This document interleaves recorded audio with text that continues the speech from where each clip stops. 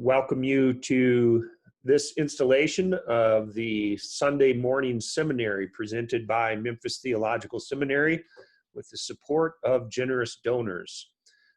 This morning's talk will be by Dr. Michael Turner, who is the holder of the Hamilton and Varnell Chair in Wesleyan Studies, also the director of the Methodist House of Studies, and associate professor of the history of Christianity, all at Memphis Theological Seminary.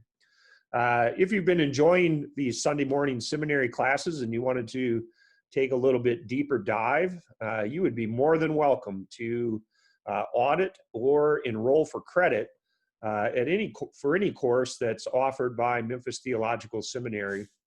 Our semester will begin August 24th, so a week from tomorrow. I typed in a message in the chat who you can contact, Reverend Fakisha Gunn, who's our director of the Office of Admissions, with her email and her phone number. Courses are listed on the Memphis Theological Seminary website right now under the registrar's office, but we are going to make it a little easier to find those by listing some courses also on the Sunday morning seminary tab on the website. That should be up on Monday or Tuesday. Dr. Turner is teaching Christian Heritage 1 and also Early Methodism this fall. And Michael, both of those are asynchronous, is that correct? Yeah, they're both asynchronous classes, which means they don't meet. Students will kind of work on assignments at their own pace and then do some activities that come together. Yeah. Right. So 100% online, as are all of our courses this fall because of the pandemic. Some are synchronous, which means that they will meet in the times in which they're listed on the schedule, but a number of them are also asynchronous. So you may be interested in checking those out. For example, Christian Ethics by Dr. Vesley is 100% asynchronous. So that's an online course. You could take at any time. And also her course, Hidden Voices in the Hebrew Bible, is asynchronous. Dr. Mitzi Miner is teaching the Gospel of Luke on Tuesdays from 6 to 9 p.m. That will be synchronous. So it'll be somewhat like a webinar, only much more interactive. And she's also doing the Introduction to the New Testament on Wednesdays from 1:15 to 4:15. That will be synchronous, so you'd be tuning in during those times. So anyways, there's all sorts of more information on the Memphis Theological Seminary website. And also you can talk with Reverend Gunn, the phone number or email that's listed in the chat. So this morning, though, we want to turn to our topic of the day, which is Abraham Lincoln, religion, and the Civil War. So take it away, Dr. Turner. All right. Well, it's good to be with you. I am going to share my screen, I think.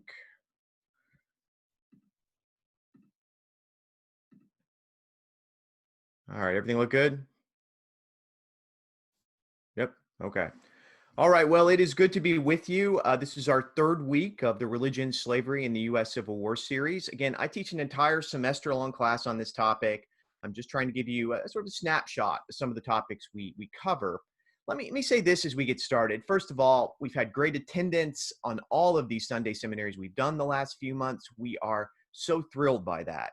And we're so thrilled by your support, with your presence, with your gifts, with your good questions and insights, of which I've had quite a few sent to me, a lot of really stimulating questions. We need your help at MTS to channel my inner Jody Hill, if you will.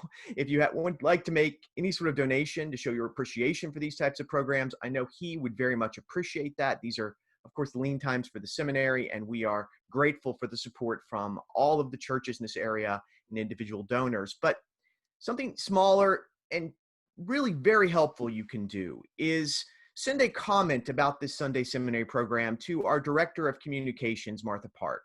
She's asked me to put a call out. She would love to get some comments about how you're appreciating this program, what thoughts you have about it, things she can use in promotional literature as we try to continue this in the weeks and months and hopefully for a long time to come.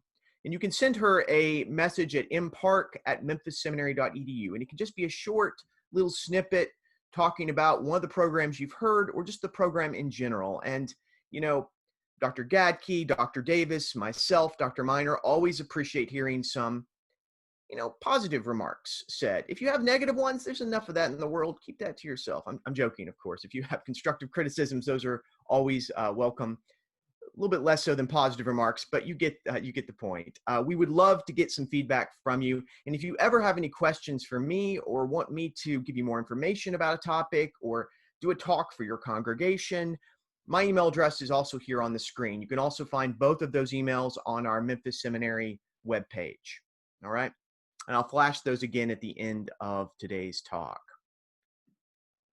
Okay, so today what we're going to do is talk about Abraham Lincoln, religion, and the Civil War.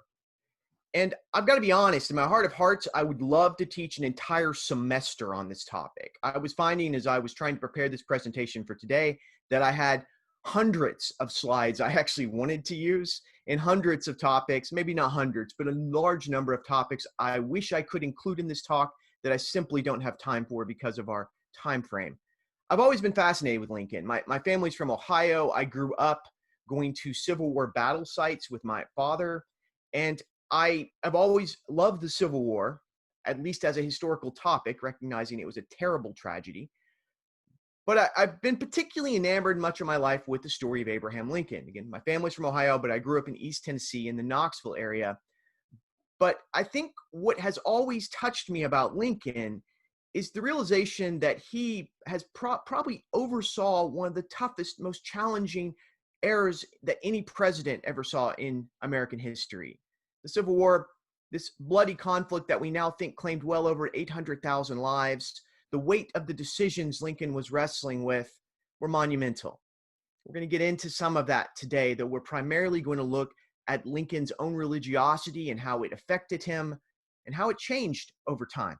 The three images here, the first is of a small Bible. That's actually Lincoln's personal Bible, and it's become really significant in the last few years. Why? Because Barack Obama in 2009 and 2013, and then later Donald Trump in 2017, both used it at their presidential swearing-in ceremony. So it's kind of returned to public prominence over the last two presidential administrations. The middle image is a photo of a painting that no longer exists. It burned in a fire, of President Lincoln meeting in the White House with the prominent abolitionist and I would argue religious leader Sojourner Truth when she was presenting him with a Bible from the Black people in Baltimore. This meeting happened during the Civil War. Truth was an enormously important abolitionist figure. She's a fascinating figure in her own right. And then the third is, of course, of the Lincoln Memorial in Washington, D.C. If you've never been, it's really an amazing memorial. You ought to go sometime when we're not in this COVID era. And you'll find these words in the backdrop in this temple. You'll actually find the words of the second inaugural address, which I would argue is a lot like a sermon, all over the memorial. It's an amazing piece of American civil history and civil religion, if you will. It's a fascinating monument that we could probably spend an entire talk just focused on. All right, but we're not going to do that. Instead, we're going to look at Lincoln and his own personal faith. This is an 1860 image of Lincoln. It is it's not the earliest image we have of Lincoln, but this is an important photo in that it was done at the beginning of his in 1860, right after he received the Republican nomination for president. This is the young Lincoln. I mean, Lincoln was made fun of throughout his life for being not the prettiest man in the world. In fact, the Houston Telegraph in 1860 wrote that the presidential candidate was the leanest, lankiest, most ungainly mass of legs, arms, and hatchet face ever strung upon a single frame. He has the most unwarrantedly abused the privilege which all politicians have of being ugly. In fact, Lincoln knew he wasn't the prettiest man alive. In fact, he used to tell this joke. He would tell this story about an encounter that he had with a stranger on a railroad car. And that stranger came up to him and said, "I have an article in my possession which rightfully belongs to you." And Lincoln was taken aback by this.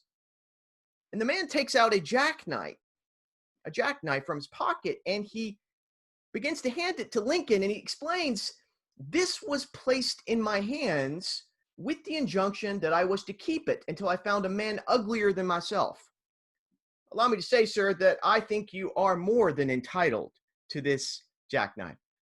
Lincoln was very good at self-effacing humor.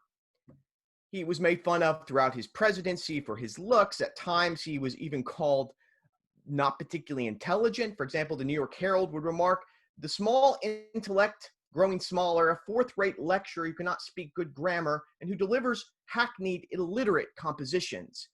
In fact, even some of his speeches that we now think of as political classics were mocked throughout his life. The London Times would say of the Gettysburg Address, that famous American discourse, that anything more dull and commonplace, it wouldn't be easy to reproduce. This is Lincoln in 1860, when he first accepts the Republican nomination for president. This is Lincoln 5 years later.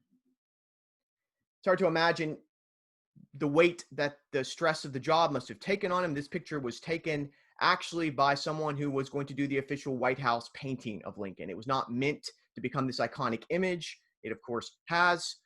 And you can see the stress, the pain of his presidential administration on him. I'm not sure any president aged quite as much in their one term in office as Abraham Lincoln. All right. So the first question we're going to look at this morning is, was Abraham Lincoln a Christian? There's been a lot of words spilt on page about this over the years, and it's a fascinating topic that I would argue can actually illuminate things in our own lives as well. And the answer to it is complicated. Maybe? Well, no, not really. Well, it kind of depends on who you ask. I'm sure you're all laughing out loud right now because that was so funny the way I did that. Regardless, I told you I had bad jokes. It's one of the great questions about Lincoln. What was his religious belief? Some modern evangelicals want to make Lincoln out to be a believer a lot like them. And then there are others who argue Lincoln was an atheist, a man who didn't have any faith. We're going to explore, well, not both sides of that argument, but try to argue that there was a middle path that Lincoln actually walked. One of his biographers, Richard Carradine, who wrote a very good book called Lincoln, A Life Full of Purpose and Power. It is a very solid Lincoln biography if you're looking for one. He argued that Lincoln's personal faith necessarily remains a puzzle. What Carradine is trying to point out is that Lincoln's life is complicated, and his own religious journey even more so. Now, Lincoln grew up. He was born on February 12th, 1809. He was the second child of Thomas and Nancy Lincoln. And his family lived about 12 miles south of Elizabethtown, Kentucky for the first part of his childhood. At the time, Elizabethtown, which some of you are probably very familiar with, was a small town. It was mostly a frontier settlement, a lot of log cabins. It was actually kind of affectionately called E-Town at the time. And it was a small town, rural, western. And slavery was something that Lincoln actually encountered a little bit in his childhood. His mother had lived with the Berrys before his marriage, and the Berrys had owned 5 slaves. So his mother had lived with slaveholders. Thomas, his father, worked in Tennessee for a number of years, and as most of you know, it was a slaveholding state. And he became acquainted with his uncle's 6 slaves. He actually heard a fair bit of anti-slavery preaching. Kentucky even had a fair bit of that in the 19th century. In fact, the preacher who had married his parents had actually been sort of a famous anti-slavery preacher in Kentucky, a Methodist preacher at that. But Lincoln grew up in Kentucky. Eventually, his family, when he was a very small child still, about 9 years old, would move to Indiana. And in both places, his parents would attend Baptist churches. His mother was particularly a faithful, ardent Baptist. They attended the South Fork Baptist Church in Kentucky for most of his early childhood. And then the later phases of his childhood in Indiana, his parents attended the Little Pigeon Baptist Church in that state. And it's fair to say that his mother was a very staunch Baptist, and what Lincoln heard during those years was a fair bit of predestinarian type thinking, and that left an indelible impact on the young Lincoln. When he was 22, his family would actually move to Illinois, and that would be, of course, the state that he would serve political office in. This is a picture, if you will, an etching, a drawing of the Little Pigeon Baptist Church in Kentucky.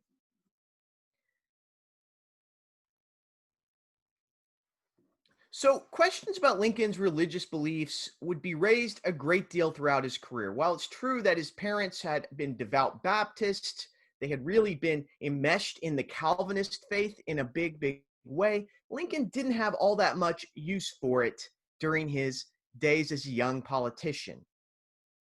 Questions were actually raised about his religious beliefs throughout his political career because he became famous for, well, to be honest, openly questioning certain tenets that evangelical Christians like Baptist and Methodist and Presbyterians would have taken a great deal of, well, problem with.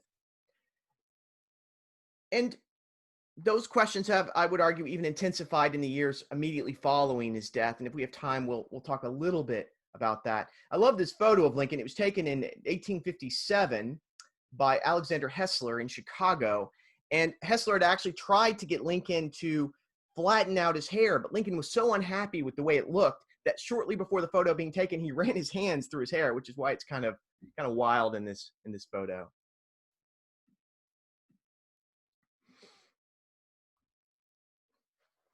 In fact, Lincoln's religiosity was actually openly questioned by his own biographers, particularly the very earliest one. Ward Layman, who was a good friend of Lincoln, actually had been a law partner of Lincoln for 5 years between 1852 and 57, and was actually Lincoln's self-appointed bodyguard. Layman is sort of an interesting character in his own right, but they were good friends. And he actually would write the first real biography of Abraham Lincoln, at least post-assassination. This is called The Life of Abraham Lincoln from his birth to the inauguration as president. Again, Ward Layman. Layman actually based most of his work on the notes of Lincoln's very close friend and longtime law partner, William Herndon. And he actually paid Herndon a fair bit of money so that Herndon wouldn't publish his own biography based on his own notes for 10 years. And so Layman wanted to have the first major biography, knowing that Herndon's would eventually be the definitive one. And anyone who's doing Lincoln scholarship today starts with Herndon's sources and Herndon's biography. But both these biographies were pretty clear. They said Lincoln wasn't really a Christian. This is a quote from Ward Layman. Mr. Lincoln was never a member of any church, nor did he believe in the divinity of Christ or the inspiration of the scriptures in the sense understood by evangelical Christians. Well, that's pretty definitive, right? This is quoted in Layman's book, and this is from Lincoln's good friend, James Matheny, who was actually the best man at his wedding. And this is Matheny saying sometimes he ridiculed the Bible and the New Testament. Sometimes he seemed to scoff at it. Sometimes Lincoln bordered on atheism. Well, that's concerning. Even Mary Todd Lincoln would be clear that her husband was not a technical Christian. It probably ought to be noted that words like atheism are much more elastic in the 19th century than they probably are today. Sometimes people who were pagans were called atheists. Sometimes people that had just unconventional religious beliefs were called atheists. But you get the point. And in fact, this charge of being irreligious was something that plagued Lincoln during his early days in politics. He was accused of it by his rivals for both state seats in the legislature in Illinois. And then famously, one of the more famous stories is in 1846, Lincoln made the decision to run for Congress in Illinois, in the 7th Congressional District. And he was by far the favorite. At the time, he was a member of the Whig Party. The Republican Party did not exist yet. And his rival in that election was an old Methodist preacher by the name of Peter Cartwright.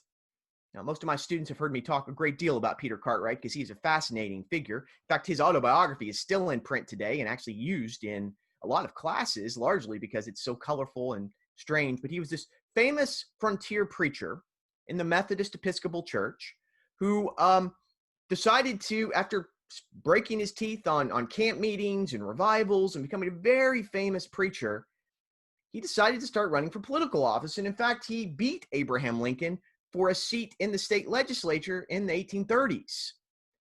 But in 1846, Lincoln, now older, still a young man, but he's in his 30s, has made the decision to run for Congress, and he is the favorite to win. The Democrats are getting desperate in 1846, so they turn to Peter Cartwright. Now, Cartwright, again, very famous preacher, but he's over the age of 60, which was considered to be kind of an advanced age for a politician in that day and age. Not anymore, but in that day and age. And Cartwright decides that he'll accept the Democrat nomination. And he's got a little bit of an ego. He fancies himself someone who could still beat Lincoln. After all, he'd beaten Lincoln when Lincoln was much younger and they ran for the state legislature against each other. And Cartwright also has a lot of influence because at this point, he's a presiding elder, which is the modern equivalent or the 19th century equivalent of the district superintendent. If you are Methodist, you probably know that term. If you're not, you probably don't, and that's okay. But it basically meant that Cartwright would travel around most of the state of Illinois anyway, just overseeing pastoral charges. So he had a lot of reach in the state. And so the Democrats think that he is somebody who can give Lincoln a go. But there's a lot of problems with that. One of the problems is the two men don't really disagree about a whole lot. Neither of them are particularly in favor of expanding slaveholding states. Both are really anti-slavery at their heart. They both support the Mexican War, which is just beginning to break out in 1846.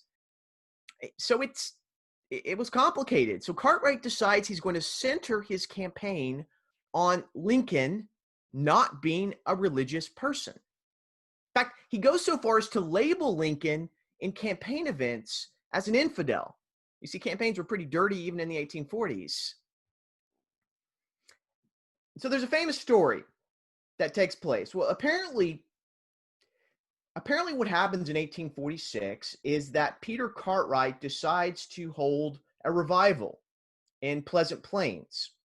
This is when Cartwright is planning on basically mixing good Southern preaching, if you will, with politics. So he decides to hold a revival meeting, and Lincoln knows that Cartwright's going to turn this revival into a political rally. And so Lincoln gets the bright idea that he's actually going to show up. Now, the story may be apocryphal, but it's good, so we're going to go with it. And Lincoln decides to attend this meeting. He said, I want to hear what Cartwright's going to say about me. Well, Cartwright begins preaching that evening, and the revival begins to go fairly well. And then he reaches this momentous time in the revival meeting where he turns to the audience, the congregation, and he says, I have a question for all of you. Cartwright could be a good fire and brimstone preacher at times. And he spoke a great deal about the need for personal salvation, right? So he turns to the entire audience, the congregation, if you will, and says, all of you who want to go to heaven, stand up. Well, I don't know about you, but heaven seems pretty sweet, right? So most of the congregation actually stands up. But if you don't, I don't know why. I mean, you go to church. Sometimes people just don't want to stand up, I guess, or it's a principle thing for them. But few people don't, including Lincoln. Lincoln just remains seated in the back of the congregation. Now, Cartwright's getting excited because he sees the tall, lanky Lincoln in the back, and he thinks he's gonna get Lincoln. So he decides to ask a follow-up question. Who here doesn't want to go to hell? If you don't want to go to hell, stand up. Well, apparently the fear of hell is greater than the enticement of heaven because almost everybody in the congregation stands up except for one person. And that person, you guessed it, it was Abraham Lincoln. Cartwright thinks he's found his political moment. His moment where he's going to embarrass Lincoln in front of everyone. So Cartwright says, I observe that many responded to the first invitation to give their hearts to God and to go to heaven. And I further observe that all of you, save one, have indicated that you did not want to go to hell. The sole exception, Cartwright continued, was Mr. Lincoln.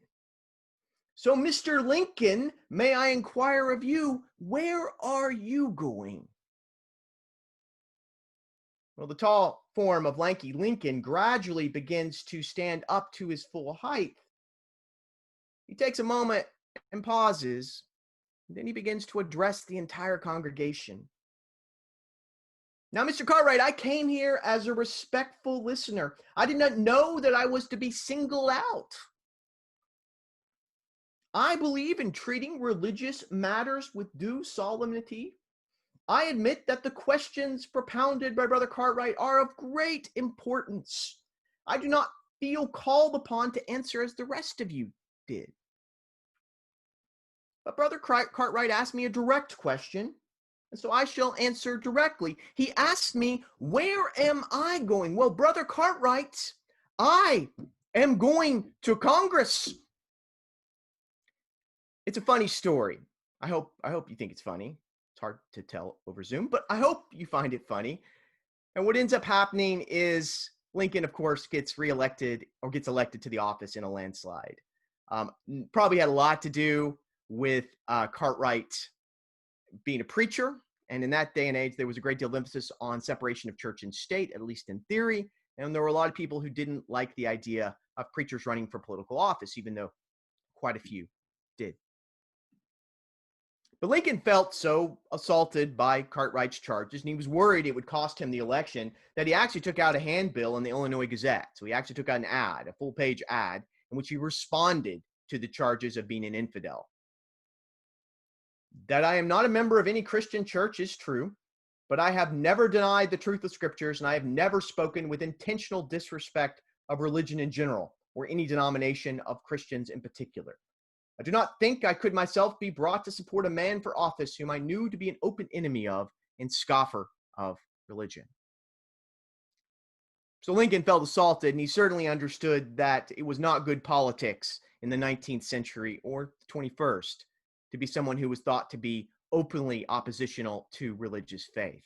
Even though it's fair to say that when he was a younger man, according to his friends, Lincoln could make fun of certain tenets of evangelical Christianity. After getting elected to Congress and eventually to other political offices, Lincoln, of course, spent a great deal of time in Springfield. I bring this up briefly because we don't have a lot of time to get into it, but for some of people who are watching right now, this may be a particular interest. Lincoln actually attended periodically. His wife was more faithful. Lincoln never joined a church or denomination.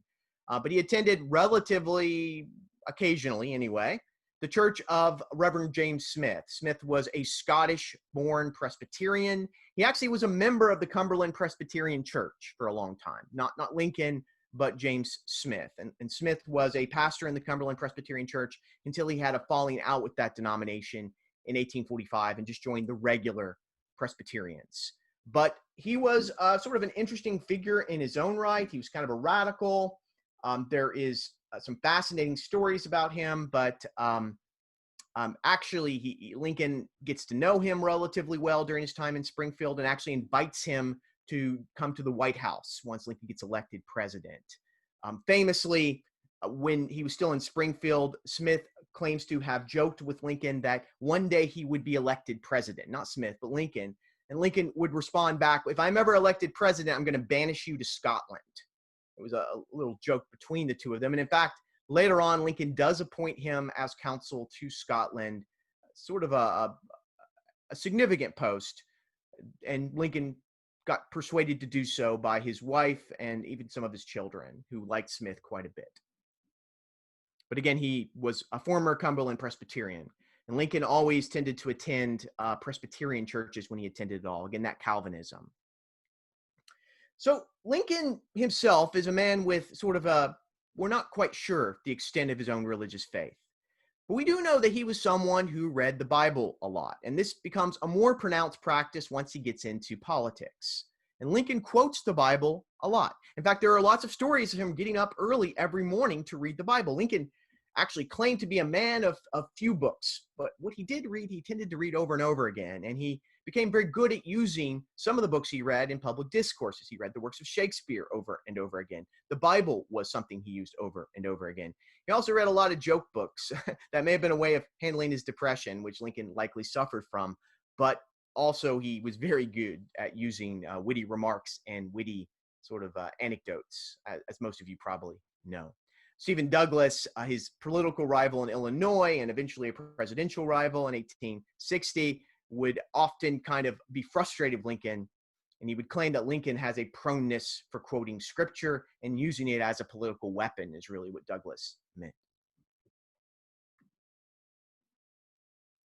What we do know about Lincoln, and this is an image of Lincoln with his family, what we do know about Lincoln is that once he became president of the United States and oversaw the bloodiest war in United States history, one that took the lives of over 800,000 people who were really American citizens. Once he became president, his perspective on everything began to change. It was an incredibly stressful period in his life, to put it lightly. And it was made worse when his son, Willie, died in 1862. On February 20th, 1862, one of his young sons, William Wallace Lincoln, would die of typhoid fever. Willie was only 11 years old. By most accounts, he was Lincoln's favorite child, and it changed the way Lincoln thought about everything. It was not the first child Lincoln had lost, but I imagine Willie being so close to him, and this being during the Civil War, when Lincoln's dealing with insurmountable amounts of stress, it made it even worse. If any of you have seen the Spielberg movie on Lincoln, there is a fictitious scene in it, but I imagine it's something that probably did happen, where Mary Todd and Abraham Lincoln actually have kind of a huge argument that gets to be very real and very emotional about how they're both coping and not coping with their youngest son's death. What we do know is that Lincoln did begin to turn to religion a little bit more. Now, some of it was probably him dealing with the terrible consequences of this bloody war. We also know that the loss of his son was unbearable at times, as any of you who've lost children, or any of you who have children, can just imagine how impossible that would be. It's just not the intended course of things. Supposedly, Lincoln remarked to Elizabeth Keckley, who was a former slave who designed Mrs. Lincoln's beautiful wardrobe, that, quote, "My poor boy, he was too good for this earth. God has called him home. I know that he is much better off in heaven, but then we loved him so. It's hard to have him die."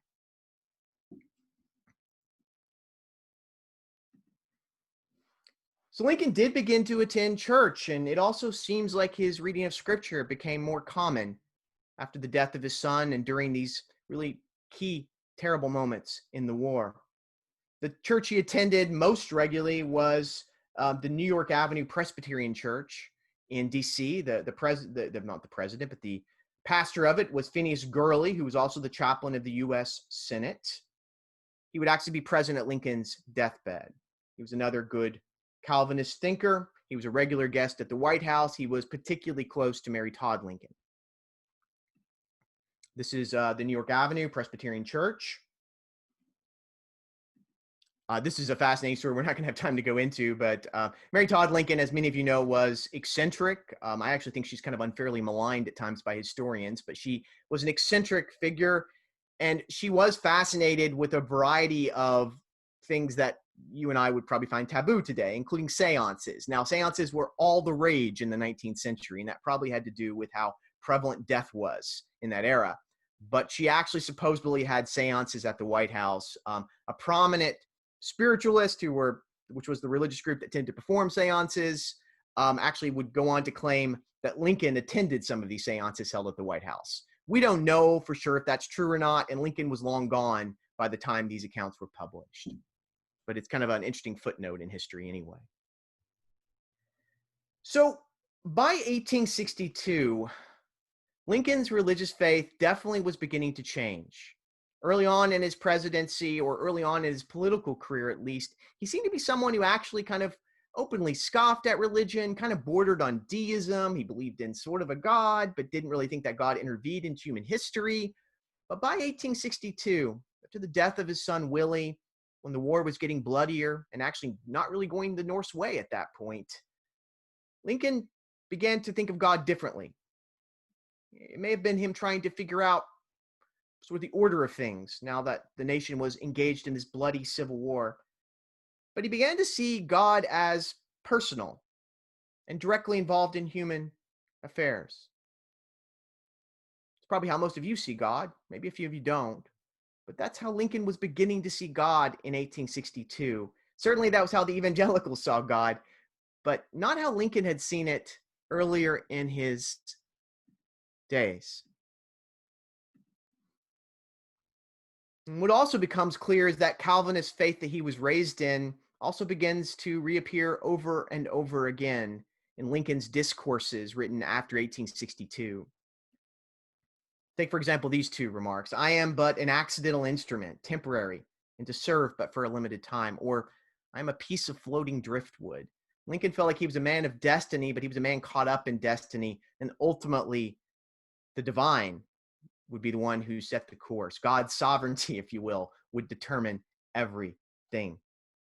This is a great image. This is a drawing by a Union soldier during Civil War. It was a sketch in his journal of Lincoln writing the Gettysburg Address. I've always thought it was a fun image. It was a Pennsylvania soldier in the 2nd Artillery. In fact, his biographers would go on to say that this was kind of how Lincoln was characterized, particularly in his mature years. He believed in predestination, foreordination, that all things were fixed, doomed one way or the other, from which there was no appeal. Destiny, God, would be the determining factors, nothing else. Even Mary Todd Lincoln would say something similar. She said her husband was guided by the conviction that what will be, and no cares of ours can arrest nor reverse that decree. One of the most famous pieces of religious writing Lincoln did outside the Second Inaugural Address was not a piece meant for public distribution. On September 30th, 1862, where Lincoln was struggling with all manner of things, including whether or not to issue, well, he was struggling with the Emancipation Proclamation, which we'll talk more about in a moment. He was struggling with the bloody aftermath of so many terrible battles, the death of soldiers, and still in the background, his son has only been dead a few months. But he's struggling with his own role as commander-in-chief. And the underlining is his, not mine. The will of God prevails. In great contest, each party claims to act in accordance with the will of God. Both may be and one must be wrong. God cannot be for and against the same thing at the same time. It's kind of a powerful statement if you think about it. Lincoln is recognizing more and more, and this is actual Lincoln's handwriting. You can see the underlining in it. Lincoln is struggling with what's God's will in the midst of this carnage, in the midst of this terror. How can I be on the right side of God? Are any of us human beings really on the right side of God, or does God have a plan altogether different than we can even conceive? And we're being pompous and pretentious in thinking we understand the will of God. Lincoln definitely begins to think during the war years that God was indeed a ruler of nations, and nations along with men were moral agents capable of transgressing the moral law. But he becomes consumed in these years of his life with, well, where does God want all of us to be? Why are we so worried about God being on our side? We need to be worried about being on God's side and recognize that the divine has plans beyond anything we can conceive. So I don't know if Lincoln was ever a technical Christian. He didn't write a great deal about born-again experiences or scriptural inerrancy or talk a lot about Jesus in general, to be honest with you. But his faith does seem to evolve during the war years. And he does seem to deeply and passionately struggle with how to be on God's side in the midst of all this. I want to briefly talk about one other subject related to this, and that's emancipation. In a full semester length class, we would talk a great deal about how religiosity actually shaped the Emancipation Proclamation. And we would also talk a great deal about how Lincoln utilized religious groups to promote political ends and at times to promote the war's end throughout the era, which he did with great effectiveness. But you ought to realize as well that when Lincoln takes the Oval Office, he had really not figured out, at least systematically, how he was going to dismantle slavery. Yes, he ran on the platform of Lincoln and liberty, but his paramount goal was to preserve the Union. In fact, Stephen Douglas, his political rival, had consistently pointed out in their famous 1858 debates that Lincoln had failed to articulate how he would bring slavery to an end. And Douglas was right. Lincoln had never articulated that because Lincoln didn't know. It's also important to realize that when Lincoln took office, the Republican Party was in control because the Southerners had succeeded, at least by the end of 1861 for the most part. And because of that, the Republicans controlled pretty much everything in government. And the Republicans at this day and age were very radical on the issue of slavery. They wanted it abolished. So Lincoln is in this problematic situation of trying to figure out how to preserve the Union and how to dismantle slavery in a way that will be palatable to the entire Union. It's not a moral issue so much as a political issue for him. This is from his first inaugural address. I have no purpose directly or indirectly to interfere with the institution of slavery in the states where it exists. I believe I have no lawful right to do so, and I have no inclination to do so. That's kind of a radical statement in his first inaugural address from the great emancipator. In fact, he gets so much pushback from Republicans about that who control the government.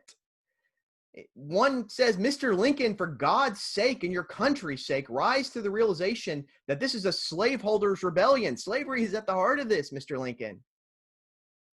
Some Republicans even accused him of rescuing slavery or gone to the rescue of it.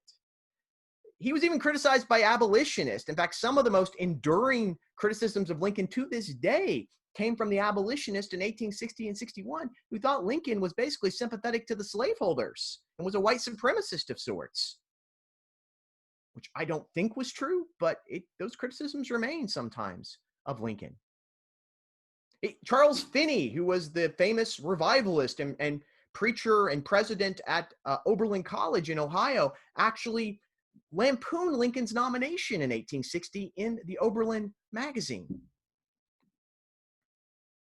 And it's fair to say that when Lincoln took office, he actually was trying to figure out a more gingerly way of handling slavery. And so he actually originally offered or favored gradual compensated emancipation, where effectively slaveholders and slaveholding states would be paid to relinquish their slaves.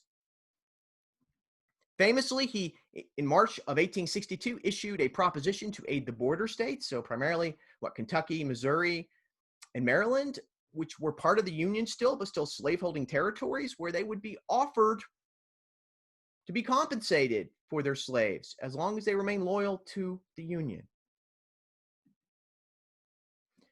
And what gets to be really interesting as part of this story is that Lincoln, as late as 1862, is still considering alternatives to emancipation. In fact, he supports, as late as 1862, colonization efforts. Now, if you don't know what colonization is, it was an effort actually really started by preachers, to be honest, to free the slaves, but send the freed Black people to newly established colonies in Africa or Central America. Well, as late as 1862, Lincoln was still strongly considering compulsory colonization. The idea that freed slaves would then be sent to newly established colonies in other parts of the world, parts they didn't hail from, parts they had never experienced. Really incredibly problematic and racist in my estimate, but it was something he was deeply considering. He was particularly looking at a plan to perhaps establish a colony in Panama, what we now think of as Panama. And Lincoln had been a public supporter of colonization early in his political career. In fact, one of the discourses that put him on the map politically was when he gave a eulogy for Henry Clay, the great politician of the colonial era, or colonial and early 19th century as well. And Lincoln had actually given remarks supporting colonization in that discourse. It's a fascinating chapter. Lincoln is struggling with how to act. And on August 4th, 1862, he has this historic meeting with 5 African-American leaders in Washington, D.C. And it's this important meeting because it's the first time that 5 Black leaders have officially been invited as a kind of a leadership body to meet a sitting president in the White House. And at that meeting, these leaders, who are mostly white, upper, at least middle class Black people from D.C. who've been handpicked by Lincoln's commissioner on colonization, James Mitchell, who was actually a Methodist preacher. These leaders actually are somewhat sympathetic to his plan for colonization. at this historic meeting, which is deeply problematic. Supposedly, Lincoln even uttered the phrase at this meeting that, "But for your race among us, there could not be war," which is a terribly racist thing to say. This meeting was heavily criticized by a lot of Black leadership. Frederick Douglass, who is pictured in this painting here, Douglass was not at that meeting, and Douglass was probably the most prominent Black man in the country. So the fact that Lincoln didn't invite him to this meeting was clearly intentional, because he knew Douglass wouldn't be in favor of this. But Douglass lampooned him, criticized him heavily. The famous AME leader, Henry McNeill Turner, I blanked on his name for a minute, Henry McNeill Turner, who would write a scathing critique of him in the AME periodical.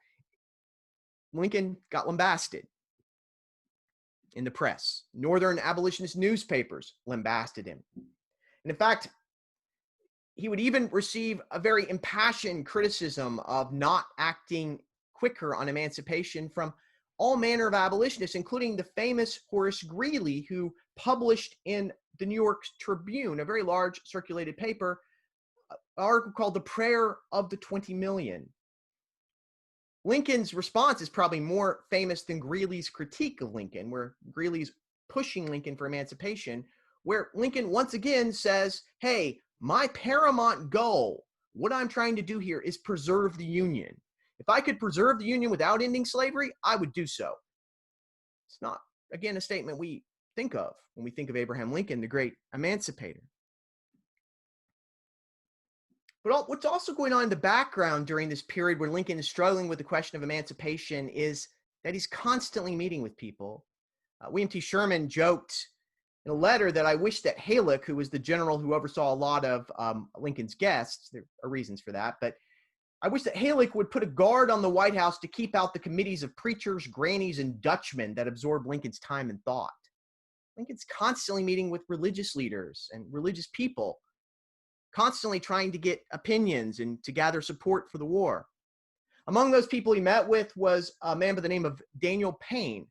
Daniel Payne was a very important bishop in the African Methodist Episcopal Church. He actually met with Lincoln twice. He writes about it in his journal on 2 occasions. And in those meetings, he pushes Lincoln on the emancipation question constantly. With a little more time, I'd go into some of his exact quotes, but he's constantly pushing Lincoln towards emancipation. And he's not alone. In addition to certain Black leaders, a number of white religious leaders are also pushing Lincoln on that question. The Progressive Quakers, which is a pretty far left Quaker group, Society of Friends, famously met with Lincoln in the summer of 1862 and urged the president to put a complete and immediate end to slavery. He also met with Quaker leaders like Eliza Gurney, who he would actually begin a brief correspondence with later on. And some of that correspondence is actually very revealing in terms of where Lincoln's religious state is at that point. It's clear that Lincoln is different than the Quakers. The Quakers keep telling Lincoln that he is this instrument of destiny, and Lincoln's not quite sure that's true. He says, "I may be caught up in destiny, but but ultimately God's sort of in charge, or the divine is in charge." It's that difference between the Quakers, who believed sort of more in personal choice and personal destiny and the ability of an individual to guide a situation, than Lincoln, who was reared in this Calvinist faith that emphasized more, well, this idea that I'm trying to get on board with whatever God wants for me, but ultimately destiny will have its way and have the final word. So Lincoln meets with countless religious leaders to discuss the possibility of emancipation. And what's funny, even at the very time that he's meeting with religious leaders, even at the very time he's meeting and talking about colonization with people, which those two things are going on simultaneously, Lincoln has actually already written a draft of the Emancipation Proclamation. In fact, he keeps it in a drawer and he takes it out periodically and he changes it a little bit at a time. He's trying to get the courage to do so. I love this painting of this drawing rather of the Emancipation Proclamation being written by Lincoln. If you look at it closely, and I have a copy of this in my office actually on the wall, you can see tons of religious imagery, because you can see how much religious leaders are getting in Lincoln's ear as he writes this document. But Lincoln is struggling with what to do. He's trying to get the courage up. He's probably talking about colonization at the same time because he's throwing whatever he thinks will work against the wall. We don't know precisely when Lincoln made the final decision or changed his mind on emancipation. What we do know is that on July 13th, while he was riding in a carriage with Secretaries William Seward and Gideon Welles, the Secretary of the Navy, they were riding in a carriage attending the funeral of Edwin Stanton, who's the Secretary of War and the most ardent abolitionist in Lincoln's cabinet, to the funeral of his infant son, Edwin Stanton's infant son. And it's in that meeting that he breaks the news to his most conservative cabinet members that he's going to issue a proclamation of emancipation. Something must be done, or we ourselves must be subdued, Lincoln would say. Lincoln would go on to rationalize it as a military matter. He has a right to take this measure because he is commander-in-chief of the Army and Navy, and this is a military measure. In fact, Stanton, who in many ways helped Lincoln win the war, huge ways, actually wanted to recruit black soldiers for the war effort, partially because the Union side needed more soldiers. They were losing battles at this point. And that actually happens in the wake of the Emancipation Proclamation, as we have the first African-American soldier regiments begin to be raised up, who play a big part in why the Union wins the war. Lincoln's Emancipation Proclamation is issued with great accolades throughout the Christian community. We have Philip Brooks calling it to be one of the greatest weeks in history when he does this. Henry Ward Beecher, the famous Congregationalist preacher, abolitionist, makes the statement that this proclamation may not free a single slave, but it gives liberty a moral recognition. Henry McNeill Turner would make a similar argument that this has made the war a moral war now. Now that we have the moral high ground, now that we have emancipated those held in bondage, well, now the war can be won. And indeed, this is when the war begins to turn. Some of that's intentional in terms of they waited to issue the Emancipation Proclamation until after the Battle of Antietam, which the Union actually did win, but it was their first it was a bloody, messy battle, but it worked for the Union's purposes, even though Lee was untouched and basically was able to withdraw rather. But this began to the turning point of the war, where things began to go more and more Union side. It's also nearing the end of McClellan's time as general, which also probably played a role in that. Over the course of the war, Lincoln continued to correspond with religious leaders. He continued to use religious rhetoric. He actually had a pretty broad notion of religious liberty. In fact, that he actually made nice and worked closely with both Jewish and Catholic audiences, which was not something Protestants tended to do. This is from the second inaugural address. If you want to send some chills up your spine, actually, John Wilkes Booth was actually present at it. It's a story for another day. And this is a quote from that second inaugural address, which I would argue is the great sermon of the Civil War era. Fondly do we hope, fervently do we pray, the mighty scourge of war may speedily pass away. Yet if God wills that it continue until all the wealth piled by the bondsman's 250 years of unrequited toil shall be sunk, until every drop of blood drawn with the lash shall be paid by another drawn with the sword, as was said 3,000 years ago, so still, it might be said, the judgments of the Lord are true and righteous altogether. You can see that Calvinism in that discourse, right? Lincoln knows that religion is going to be integral in bringing the Union back together, too. And that's a big part of what he tries to highlight in that second inaugural address. The spoiler alert, Lincoln does get assassinated in 1865 by John Wilkes Booth, just a little over a month. It's actually Holy Week. He gets shot on Good Friday. I like Henry Ward Beecher's eulogy, which he gave. I'm going to read a bit of that as we close. And now the martyr is moving in triumphal march, mightier than when alive. The nation rises up at every stage of his coming. Cities and states are his pallbearers, and the cannon speaks the hours with solemn progression. Dead, dead, dead, he yet speaketh. But is Washington dead? Is Hampden dead? Is any man that was ever fit to live dead? disenthralled the flesh, risen to the unobstructed sphere where passion never comes. He began his illimitable work. His life is now grafted upon the infinite, will be fruitful as no earthly life can be. Pass on, thou that hast overcome. Ye people, behold the martyr whose blood, so many articulate words, pleads for fidelity, for law, for liberty. So I'm going to wrap up there, and let's turn to your questions in the last 5 minutes or so we've got. Sorry for going a little bit longer.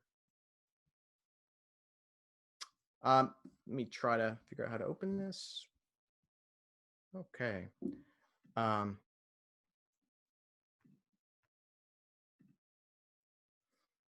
right, Pete, do you want to field some questions? I'm encouraging folks to submit questions on the chat or the Q&A. Michael, I have a question about Lincoln's Calvinism. Mm-hmm.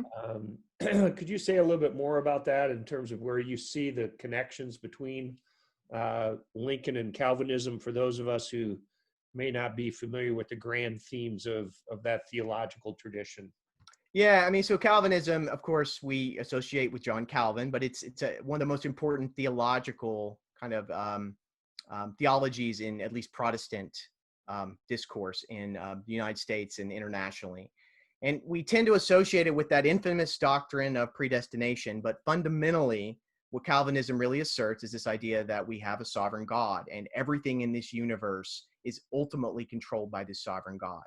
For those of you who were raised in a Baptist faith, you may have heard that phrase, once saved, always saved. This is this idea that salvation comes from God and is completely and utterly dependent of God. And once God has you, God will never let go. So those are some of the core themes. It obviously gets a lot more sophisticated, but whereas your Methodists tend to emphasize this idea that there's this, I wouldn't call it free will, but God empowers each of us with free grace, and that allows us to respond. Calvinists tend to think that undermines the sovereignty of God even. Thank you. I'm going to ask one final question that'll put you on the spot a little bit. What do you think is Lincoln's contribution for us today in our troubled political times? You know, I've been thinking a lot about this. I mean, I think what I like about this story and the story of Lincoln is it's really a couple things. One of which is Lincoln is a very human person in many ways. I mean, that's an odd statement to say out loud, but he's someone who changes and grows his beliefs. He allows himself to be affected by those he is interacting with, by the people he's corresponding with, by the things he's reading, by the experiences he's having. And I think that's something we all need to be more open to in life. We all need to be open to allowing ourselves to grow and change, and not think, when it comes to religious faith, for example, that we need to hold steady to our childhood beliefs and that we're somehow being heretical if we leave them one iota. It's a natural human thing for us to grow and evolve. And I also think that in this current political climate, one of the things that sometimes frustrates me is I feel like we have this kind of wholeness and purity test that we apply to people. People who have racist beliefs can grow out of them. People who have problematic theological beliefs can grow and progress out of them. And we need to be open to providing space for people to do that at times. So those are, and I don't always think we are. I think social media can really make that hard.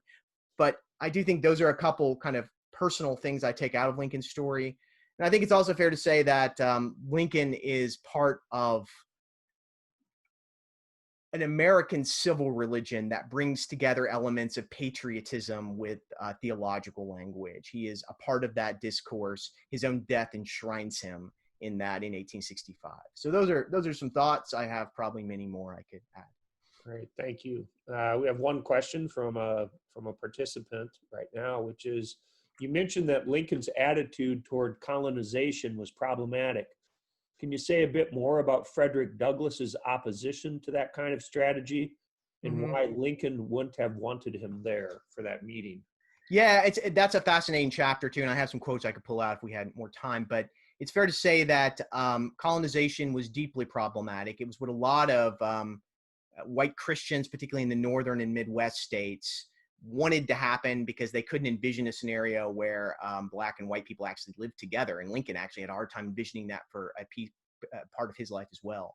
There was fear that Black people would actually take jobs and so forth from Northerners, and that played a role in it as well.